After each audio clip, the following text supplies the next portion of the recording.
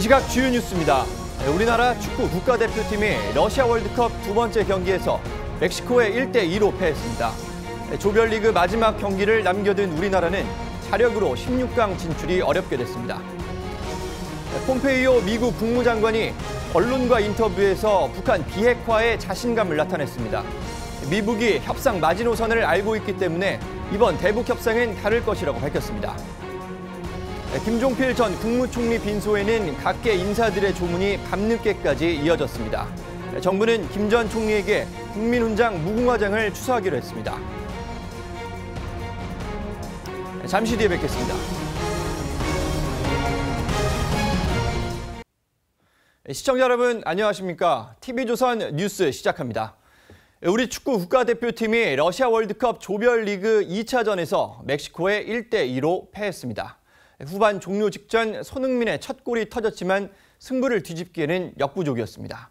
러시아에서 박상준 기자입니다. 신태용 감독은 손흥민을 최전방에 세우는 4-2-3-1 전술을 들고 나왔습니다. 팽팽하던 흐름은 전반 23분 끊겼습니다. 과르다도의 측면 크로스가 장현수의 손에 닿으면서 페널티킥을 허용했습니다. 벨라의 페널티골. 대표팀은 후반 들어 반격에 나섰지만 후반 21분 에르난데스의 추가골까지 내줬습니다. 손흥민의 환상적인 왼발골이 터졌지만 너무 늦었습니다. 이제 남은 상대는 독일입니다. 최선을 다하는 모습만이 축구 팬들의 냉랭한 반응을 되돌릴 수 있습니다.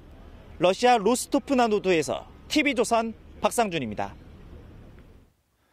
주말 새벽까지 이어진 우리 대표팀 경기에 많은 시민들은 거리에서 열띤 응원을 펼쳤습니다. 아쉬운 패배였지만 시민들은 독일과의 마지막 경기까지 최선을 다해달라고 입을 모았습니다. 조정린 기자입니다.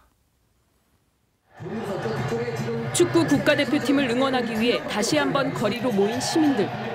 가족, 연인, 친구들과 붉은 악마 티셔츠, 머리띠 등으로 멋을 내고 대한민국을 힘껏 외칩니다. 시민들은 대형 스크린으로 경기를 지켜보면서 우리 선수들 움직임 하나하나에 반응했습니다. 전후반 연거푸 골을 내주자 탄식이 이어지고 경기 막판 간절하게 기다리던 손흥민이 마늘골을 터뜨리자 거리는 사람들의 환호성으로 떠나갈 듯합니다.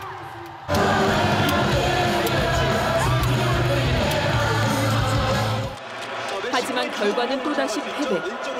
시민들은 한동안 광장을 빠져나가지 못한 채 아쉬워했습니다. 16강전에 진출할 가능성은 희박해졌지만 끝까지 최선을 다해달라는 당부도 잊지 않았습니다. 져서 좀 아쉽긴 한데 그래도 마지막에 후반전에 골을 넣어서 행복했던 것 같아요. 그래도. 대한민국 화이팅! TV조선 조정린입니다.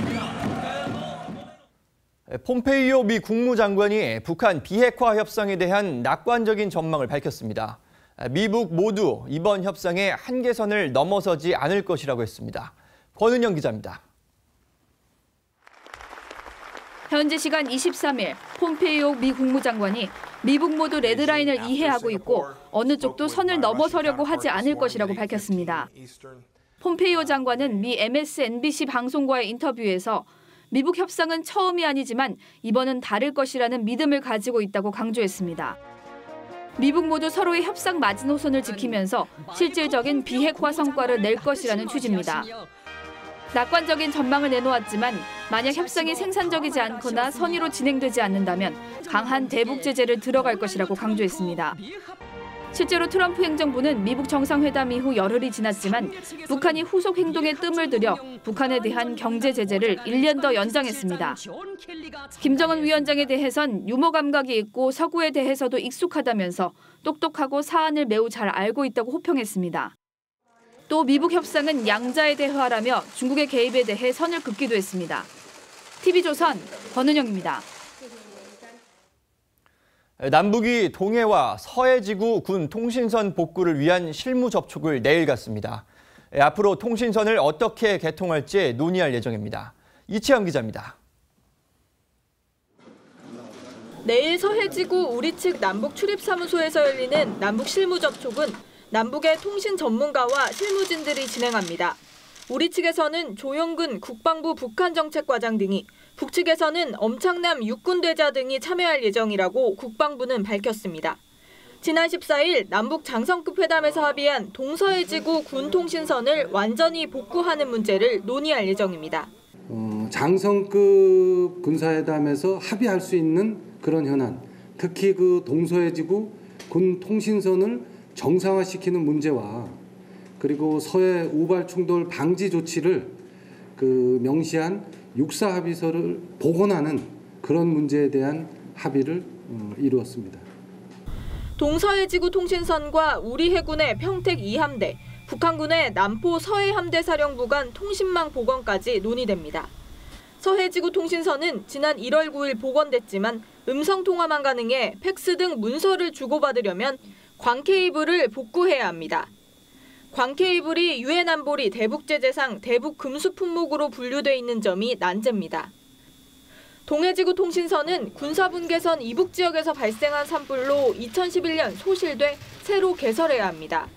군 통신선이 복구되면 남북 군 당국 간 소통으로 우발적 충돌을 방지하는 기능을 할 수 있습니다. TV조선 이채연입니다.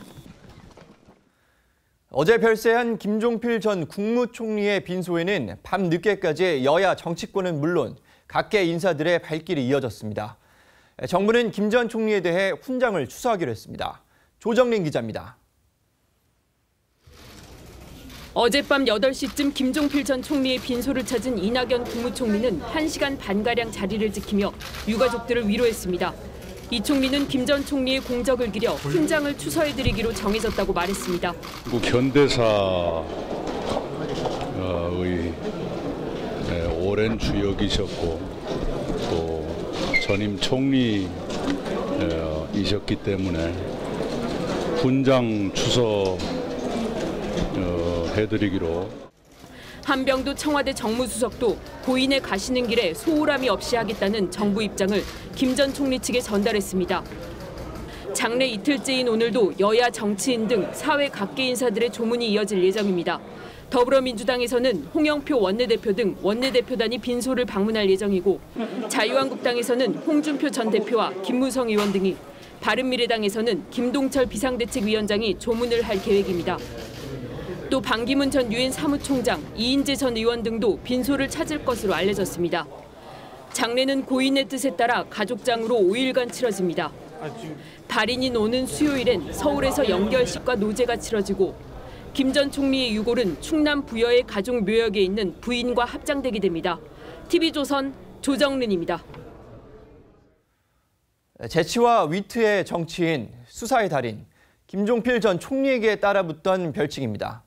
김 전 총리의 말들을 조덕현 기자가 모아봤습니다. 정치인은 허, 국민은 호랑이. 김종필 전 총리는 국민을 호랑이와 같다고 했습니다. 그러면서 정치인은 허업이라는 표현으로 정치 역정을 회안했습니다. 정치인이 열매를 맺어놓으면 국민이 따먹지 그 정치인 먹는 거 하나도 없어요. 그래서 내가 허업이라고 그랬습니다. 제2의 이완용이 되더라도 1963년 일본과의 비밀 협상이 국민적 반발에 직면하자 한일 국교를 정상화시키겠다고 강조하며 한 말입니다. 민주주의 자유 얻기 위해서는 그걸 지탱할 수 있는 경제력이 뒷받침하지 않으면 불가능합니다. 배고픈데 무슨 민주주의가 있고 자유가 있습니까?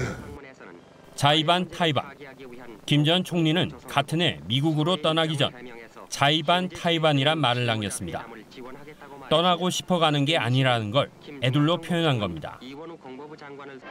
출래 불사춘, 줄탁 동기. 김 전 총리는 1980년 당시 박정희 대통령 사후 서울에 봄이 왔지만 신군부의 등장으로 혼란했던 상황을 봄이 왔지만 봄 같지가 않다는 출래 불사춘이라고 했습니다. 1995년 지방선거 때는 충청도 핫바지론으로 정치적 입지를 강화했고 1997년 대권 도전을 앞두고는 부활을 위해선 새끼와 어미닭이 안팎에서 같이 쪼아야 한다는 줄탁 동기란 메시지를 남겼습니다. 애처가로 알려진 김 전 총리는 평소 아내 사랑이 곧 자기 사랑이란 말도 자주 했습니다. 마누라가 소중한 건 생전에도 가끔 느끼곤 했지만 막상 없으니까. 자신을 서산의 지는 해로 표현하자 서쪽 하늘이 황혼으로 벌겋게 물들어갔으면 하는 과욕이 있을 뿐이라고 했던 운정 JP. 삭막해진 정치권에서 사라진 풍요한 멋을 어디서 찾을까? 그리워할 사람들도 많아 보입니다. TV조선 조덕현입니다. 미국 이민자 아동 수용소에 강제로 격리돼 있던 아이가 한 달 만에 엄마를 만났습니다. 아동 격리 조치는 철회됐지만 여전히 2,000명에 가까운 아이들이 부모를 만나지 못하고 있습니다. 권은영 기자입니다. 현지 시간 22일 미국 동부의 한 국제공항. 과테말라 출신의 38살 여성이 7살 아들 다윈과 한 달 만에 재회합니다. 모자는 한참을 끌어안고 눈물을 멈추지 못합니다. Me puse a llorar cuando lo vi, porque es el único hijo que tengo. Y le doy gracias a Dios porque no tengo aquí conmigo. Aunque él está triste, pero nadie nos va a separar nuevamente. 다윈 군은 미국 국경을 넘다 체포된 후 격리 수용된 뒤 국경 경비대원의 손에 끌려 애리조나에 있는 아동 격리 시설에 강제로 수용됐습니다. 과테말라에서 폭력과 살해 위협에 시달리다 미국에 망명을 신청한 엄마는 인권단체의 도움으로 소송을 제기했고 법원은 모자가 함께 있도록 허락했습니다. 트럼프 대통령은 잔인하다는 여론에 지난 4월부터 실행했던 아동격리 정책을 철회했습니다. 하지만 500여 명의 아이들만이 다시 부모 품으로 돌아갔고 1,800명의 아이들은 아직도 가족들과 만나지 못하고 있어 비난 여론은 여전히 거셉니다. 백악관 대변인과 국토안보장관 등 트럼프 행정부 고위급 인사들은 이 같은 무관용 정책에 식당에서 쫓겨나는 등 수모를 당하기도 했습니다. TV조선 권은영입니다. 밤사이 부산의 한 원룸 건물에서 불이 나 15명이 대피했습니다. 세입자가 보증금 문제로 홧김에 불을 낸 것으로 보고 있습니다. 밤사이 발생한 화재 사고 황민지 기자가 보도합니다. 뿌연 연기가 원룸 안을 가득 채웠습니다. 오늘 새벽 2시 15분쯤 부산시 광안동에 있는 원룸 건물 1층에서 불이 나 입주자 15명이 대피했습니다. 이 불로 다행히 다친 사람은 없었지만 1,500만 원 정도 재산 피해가 났습니다.